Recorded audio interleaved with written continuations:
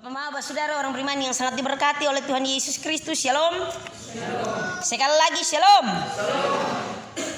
Saya mengawali tadi dengan berbicara tentang identitas. Identitas merupakan milik tiap pribadi. Kalau seandainya kotong di kantor polisi tanya identitas, yang pertama kotong angkat KTP. Kalau angkat KTP itu lengkap. Yang pertama dia mulai dari nomor NIK. Nomor NIK kemudian dilanjutkan dengan nama. Nama, tempat tanggal lahir, dilanjutkan dengan jenis kelamin, pekerjaan, alamat, dan seterusnya, bahkan dengan status. Bapak Mama, saudara orang beriman, tentunya bahwa tadi saya menyampaikan nama merupakan milik pribadi yang dipakai oleh orang lain. Dan nama merupakan bagian dari identitas diri tiap-tiap orang. Kalau seandainya dia pun nama hanya Hoi, begitu ke kotong Hoi bersemu balik begini. Suatu ketika saya ada di depan pintu rumah pastor. Kemudian ada anak muda dong lalu lalang, beta bilang Hoi, dong balik. Jadi beta bilang telupung nama Hoi. Itu jadi soal. Itu penjual sayur dia pun nama Markus. Itu dia punya identitas diri. Tetapi begitu kalau dia bunyi nge sepanjang jalan depan gereja, kotong lari keluar, sayur, om sayur. Dia punya nama Markus, bukan om sayur. Hari-hari om Eman itu ojek pidatang desa Mio Batu Putih. Maksudnya om Eman yang makrut musuhan. Dia punya nama Eman, identitas dirinya nama Eman.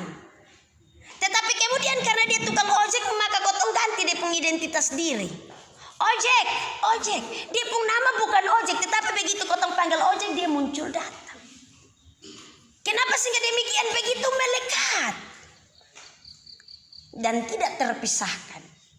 Demikian juga dengan nama, begitu melekat dengan orang.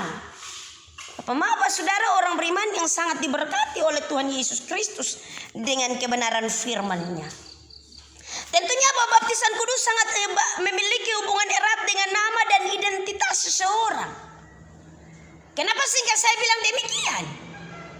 Kalau kotong baptis orang, pendeta baptis orang, diawali dengan saya membaptis engkau di dalam nama Bapa, Anak, dan Roh Kudus. Tentunya bahwa itu menunjukkan identitas Allah Tritunggal yang begitu luar biasa, yang melekat kepada diri masing-masing orang percaya. Bukan saya membaptis engkau dengan, tetapi saya membaptis engkau dalam nama Bapa, Anak, dan Roh Kudus. Suatu identitas diri pribadi Allah yang begitu luar biasa, yang kemudian melekat dengan diri kita. Nama yang begitu luar biasa. Sehingga tentunya bahwa identitas ini sangat berhubungan erat dengan baptisan kudus bagi setiap orang percaya. Baptisan kudus adalah sebuah identitas di mana kita dimateraikan atau kita diberikan label. Kita dimateraikan atau diberikan label. Kotong lihat Bapak Mama, kalau kotong yang pakai HP Cina, Samsung dong, ini HP Cina. Kotong kalau buka lihat dia punya label di belakang kertas putih sapotong, itu bukan tulis bilang made Indonesia, made in China. Dia punya label. Artinya bahwa itu dia punya barang, dia punya milik. Karena itu dia taruh dia punya label made in China, made in Mio, made in Kobe Kakak. Taruh label supaya orang tahu, oh ternyata ini barang dia punya asal dari sana. Kalau seandainya kotong taruh ini barang merek Cina, tetapi kalau kotong taruh made in Indonesia, kok dia punya mesin dari Cina, dia punya kabel dongju dari Cina, dia punya onderdil dari Cina, made in China. Sangat melekat tentunya. Bapak Mama, Bapak Saudara orang beriman yang sangat diberkati oleh Tuhan Yesus Kristus. Tentunya bahwa baptisan merupakan identitas di mana kita dimateraikan menjadi milik kepunyaan Allah. Tiap-tiap orang diberikan label, diberikan materai menjadi milik kepunyaan Allah. bagi kita yang sudah mendapatkan pelayanan sakramen baptisan kudus, ini adalah milik Allah. Mama Yati milik Allah, Mama Ruth milik Allah, Bapak Tevi milik Allah, Bapak Ani juga milik Allah. Diberikan label dengan cara begitu rupa oleh Allah. Tetapi perlu diingat juga bahwa baptisan kudus merupakan perwujudan kemurahan Allah bagi setiap manusia. Perwujudan kemurahan Allah bagi setiap manusia. Hanya karena Allah bermurah hati. Perwujudan kemurahan Allah bagi setiap manusia. Karena itu sudah ada orang yang perlu bermegang. Ingat bahwa Allah mau memberikan bagi kita keselamatan saja, Dia begitu bermurah hati. Baptisan kudus merupakan perwujudan kemurahan Allah bagi manusia. Karena itu baptisan kudus merupakan bagian yang sangat penting, di mana kita memperoleh materai pengampunan dosa. Bukan hanya dimateraikan menjadi milik kepunyaan Allah, tetapi juga memperoleh materai pengampunan dosa. Kita yang berdosa supaya kita diselamatkan, untuk kemudian ditenggelamkan ke dalam kematiannya, tetapi kemudian kita dibangkitkan ke dalam kebangkitannya supaya kita memperoleh kehidupan baru tiap hari. Bapak Mama, saudara orang beriman yang sangat diberkati oleh Tuhan Yesus Kristus dengan kebenaran firman-Nya. Tentunya bahwa karena hal itu maka baptisan sangat penting. Baptisan sangat penting bagi orang percaya. Ini merupakan hal yang sangat sakral. Baptisan dalam bahasa Yunani berarti baptiso. Baptiso itu berarti membasahi. Bukan saja membasahi tetapi membenamkan, mencelupkan, membersihkan, memurnikan melalui pembasuhan. Dalam hal ini tentunya bahwa kenapa sehingga kita harus tahu jelas arti baptisan baptiso, bukan hanya ditenggelamkan. Karena tentunya bahwa ada banyak pemahaman orang tentang baptisan. Ada gereja-gereja dengan doktrin dan ajaran tersendiri, dengan pengajaran tentang baptisan. Ada yang bilang sonde selam, ada yang sonde bilang harus tenggelam, ada yang bilang sonde percik saja, ada yang bilang sonde fusa. Tentunya bahwa masing-masing gereja dengan ajaran dan doktrin. Kalau seandainya kotong bilang sonde baptisan ini yang benar, yang itu salah, maka kotong juga keliru. Karena baru-baru masa pandemik saja di Roma itu, Paulus tentunya ketika membaptis anak bukan membaptis anak muka dengan muka, membaptis secara daring dalam jaringan. Jadi dia pemuka di gereja, anak pemuka di rumah, kemudian diangkat tangan dalam nama Bapa, Anak dan Roh Kudus, selesai dimateraikan. Dalam hal ini bahwa ada orang yang begitu mengutamakan air, harus baptis di Sungai Yordan supaya sama dengan Tuhan Yesus. Kalau begitu baptis di Yordan toh, harus tenggelam sama dengan Tuhan Yesus. Nah kalau begitu suruh Yohanes Pembaptis yang baptis toh, supaya kasih tenggelam. Ada banyak pemahaman yang tentunya membuat orang kemudian melihat baptisan kudus sebagai suatu hal yang beta punya paling benar, yang di sana sonde benar. Bahkan terkadang orang mengambil keputusan untuk kemudian waktu masih kecil bapak dan mama sugon gendong, bapak ani gendong juga datang di gereja untuk dapat pelayanan sakramen baptisan kudus. Setelah begitu besar kemudian dapat pengajaran dan juga pemahaman yang baru. Mama yang waktu mama gendong beta itu baru mandi setengah sah. Mentua kasih air 1 tangan sah. Tapi yang di sana itu yang betul. Itu bukan kasih air 1 tangan, tetapi suruh kotong masuk ke selam, itu yang betul. Berisi dari kepala sampai kaki. Bapak saudara orang beriman, tentunya yang saya mau sampaikan bahwa gereja Masehi Injili di Timur tidak melarang mau baptis dengan cara dan gaya apa. Mau pakai air, kosan pakai air. Mau selam, mau tenggelam, mau percik, mau basuh, mau mencelupkan dan membenamkan dan seterusnya. Gereja Masehi Injili di Timur tidak melarang. Tetapi tentunya bahwa apabila dibaptis ulang itu yang kemudian menjadi suatu kesalahan, kekeliruan. Karena tadi kau ngomong soal identitas diri, soal label, soal materai. Bapak Tevi kalau ada sapi, begitu selesai cap, taruh di pung malak, hetis, malak. Kemudian 1-2 hari, orang datang bilang sonde itu beta punya. Padahal itu di situ ada yang bilang itu Tevi pung malak. Datang cap lagi yang baru. Tentunya bahwa ini suatu kekeliruan. Kotong kalau di kantor desa, kotong bikin surat kelakuan baik dari desa misalnya. Kemudian setelah itu kepala desa cap pemerintah desa. Setelah itu kotong bilang isonde mesti tambah cuma pendeta pun cap di sini gereja Masih Injil di Timur. Bikin rusak. Karena itu mari kita melihat pengajaran tentang baptisan dengan benar. Bahwa air hanyalah kiasan. Tetapi ketika dibaptiskan di dalam nama Bapa, Anak dan Roh Kudus, dalam ketritunggalan Allah, ini yang merupakan bagian dari cara Allah untuk menyelamatkan setiap orang percaya. Bapak Maba, saudara orang beriman yang sangat diberkati oleh Tuhan Yesus Kristus dalam kebenaran firman-Nya. Tentunya bahwa baptisan kudus memiliki makna yang sangat dalam. Yang pertama, bahwa anak dimateraikan menjadi milik kepunyaan Allah.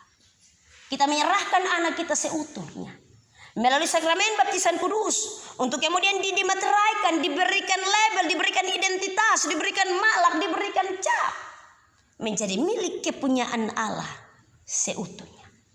Dalam hal ini kalau di gereja-gereja denominasi lain bilang penyerahan anak. Tetapi tentunya bahwa dalam hal ini kalau kotong di gereja Masih Injil di Timur, orang tua menyerahkan anak kepada Tuhan untuk kemudian dimateraikan menjadi milik kepunyaan Allah, dimateraikan untuk memperoleh pengampunan dosa. Yang kedua, ingat benar bahwa baptisan kudus adalah amanat agung. Firman Tuhan yang datang dan memberkati kita tadi dalam Injil Matius pasal yang ke-28 ayat yang ke-19. Karena itu pergilah jadikanlah semua bangsa muridku dan baptislah mereka di dalam nama Bapa, Anak dan Roh Kudus. Tentunya bahwa ini merupakan amanat, merupakan perintah. Perintah berarti wajib untuk kotong bikin, wajib untuk dilaksanakan. Hanya ada 2 sakramen yang diakui oleh gereja Protestan, yaitu sakramen baptisan kudus dan sakramen perjamuan kudus. Ini merupakan perintah, amanat yang harus dilaksanakan oleh setiap orang percaya. Karena itu Yesus mengawali dalam Injil Matius, dia bilang pergilah. Kata pergilah itu berarti bahwa harus ada tindakan iman secara pribadi dari orang tua. Kalau jangan sampai bapak mau, mama son mau, maka itu pergilah justru sonde jadi. Kalau seandainya mama mau tetapi bapak juga heng sedikit, maka itu kata pergilah sonde jadi. Pergilah berarti bahwa ada tindakan iman, ada pergumulan secara khusus. Kata pergilah merupakan tindakan iman dari orang tua untuk kemudian membawa anak menjadi milik kepunyaan Allah, dimateraikan menjadi milik kepunyaan Allah. Ada tindakan iman di sana.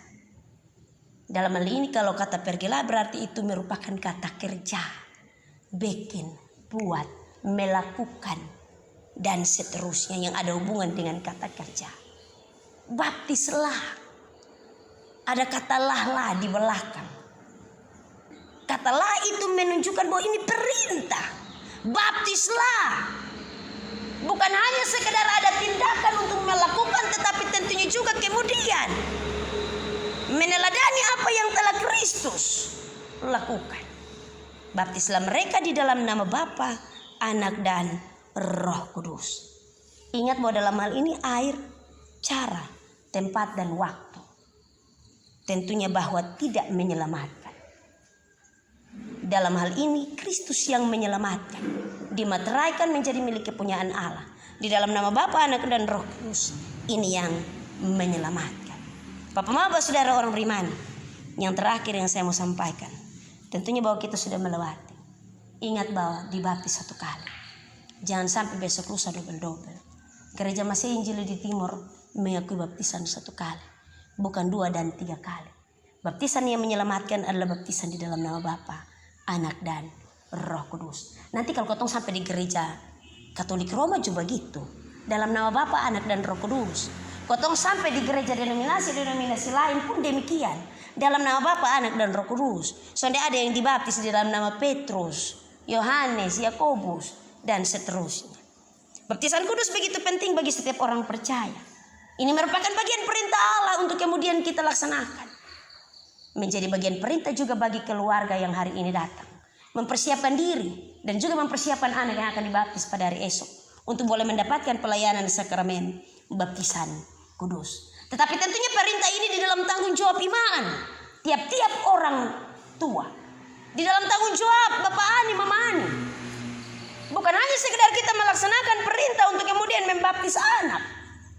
Atau mungkin kan dia bilang di sebesar ma pendeta, supaut ma ide belum baptis ini.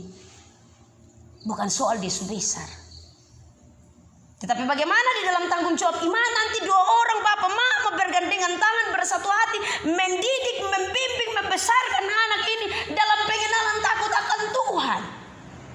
Ini nanti bukan hanya tanggung jawab bapak saja, dia bapak bilang, kau pilih bapak sah. Atau ada bapak bilang, pilih mama sah. Atau nanti begitu berdoa, bapak saya berdoa. Itu waktu bapak yang kasih nama tuh. Mama saya berdoa. Ini merupakan tugas dan tanggung jawab orang tua. Membimbing, mendidik, membesarkan, merawat. Baik dalam hal iman maupun dalam hal jasmani. Bapak Ani tentunya sebagai pelengkap. Untuk kemudian mendampingi sampai anak ini berangsur-angsur menjadi dewasa. Jadi walaupun ada di Papua, Bapak sekarang Android itu canggih Bapak. Jangan lupa video call.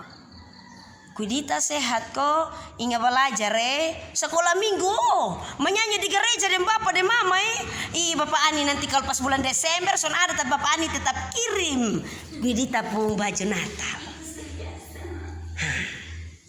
Tanggung jawab iman dan juga tanggung jawab jasmani menjadi bagian orang tua dan juga bagian Bapak Ani, Mama Ani. Tentunya bahwa dalam hal ini perintah ini Allah memberikan sebagai amanah bagi tiap-tiap orang percaya. Untuk kemudian dapat dipertanggungjawabkan kepada Tuhan dan juga kepada jemaat. Bapak saudara orang beriman, sore hari ini kita dalam rumah Tuhan. Kita mengambil bagian dalam pengembelaan dan persiapan diri anak Kudita untuk boleh mendapatkan pelayanan sakramen baptisan kudus. Tentunya bahwa baptisan kudus adalah perintah. Besok kita akan mengambil bagian bersama-sama untuk melaksanakan amanat agung dari Kristus. Tetapi tentunya juga bahwa dalam pergumulan bahwa kita terbatas dalam banyak perkara. Iman kita juga terbatas. Allah saja yang dapat mempersiapkan kita dengan caranya yang begitu rupa, dengan cara yang begitu luar biasa. Untuk sampai dengan hari esok, kita boleh membawa anak kita untuk kita mengambil bagian dalam pelayanan sakramen baptisan kudus. Mari kita mengundang Tuhan sendiri, mengundang Roh Kudus, menolong dan menuntun kita. Tuhan memberkati kita dalam terang firman-Nya. Terpujilah nama Tuhan Allah kita.